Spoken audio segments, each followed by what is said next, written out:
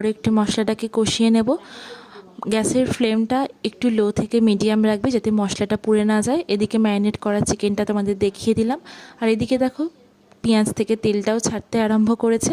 যখন এরকম পেঁয়াজ থেকে তেলটা ছাড়তে আরম্ভ করবে, কড়াইয়ের গায়ে আর লেগে যাবে না, তখন একে একে চিকেনগুলো আমরা একে একে কড়াইয়ের মধ্যে দিয়ে দেব। খেয়াল রাখতে হবে আঁচটা যেন একদমই বেশি না থাকে, গ্যাসের ফ্লেমটা যেন একটু মিডিয়াম রেখো।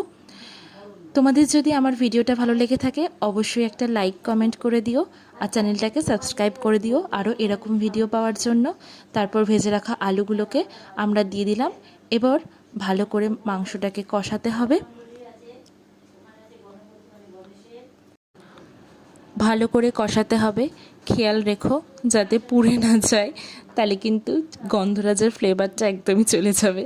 জাস্ট মজা করলাম। তারপরে এরকম কাঁচা লঙ্কা